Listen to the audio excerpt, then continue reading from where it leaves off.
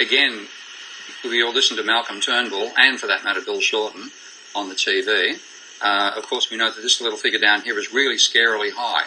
Got to do something about it. Let's hold a plebiscite, maybe. But of course, this level of private debt up here, well, you can go surfing on that one. Nothing to worry about there at all. Looking at the correlation of credit to the unemployment rate in Australia, minus 0.6.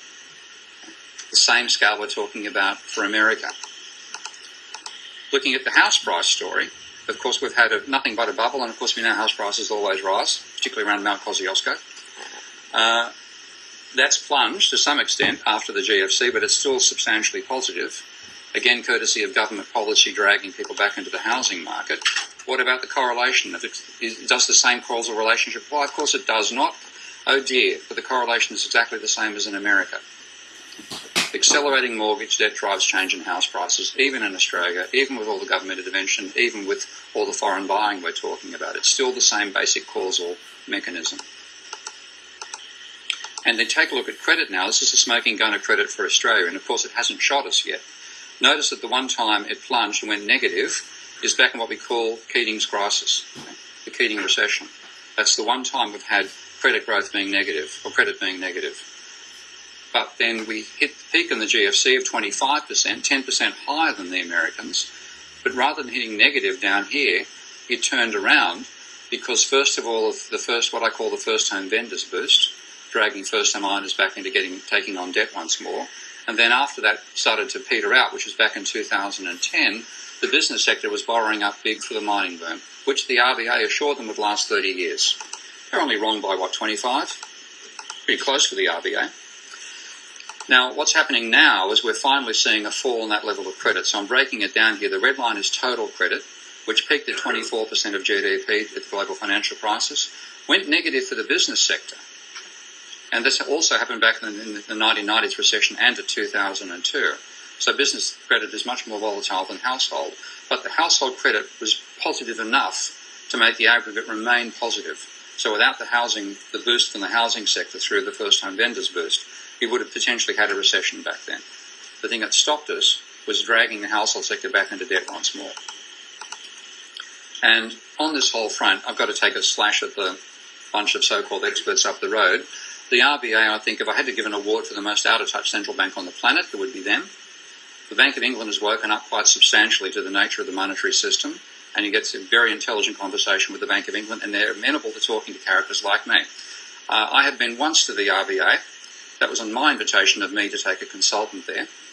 I've spoken with RBA staff a few times, of course, but I actually wrote to them in 1996, I think, offering to run a seminar on my Minsky model, and got a letter back, I think, from Glenn Stevens. I've lost the physical letter, declining my offer.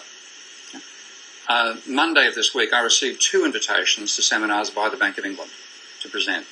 The Bank of England is far more open-minded and far more realistic about the monetary system than the RBA is. Now, if you look at what they've done, they were the very last central bank to stop raising rates after the global financial crisis hit. So far as they're concerned, they were fighting inflation. Classic instance of generals winning the last war. America, on the other hand, plunged right down to zero and stayed there. When they thought the financial crisis was over, they started raising rates again to fight inflation, which made the mistake of not occurring. So they're cutting rates and they're slowly resisting the pressure, but they're being dragged down by reality back towards the zero level that applies in the rest of the world. And the inflation bogeyman, they thought there was a bit of a rise in inflation immediately after the financial crisis here, but it simply hasn't come back to anything like the levels they thought it would. They're being dragged down by the inflation rate being lower than they always expected it would be.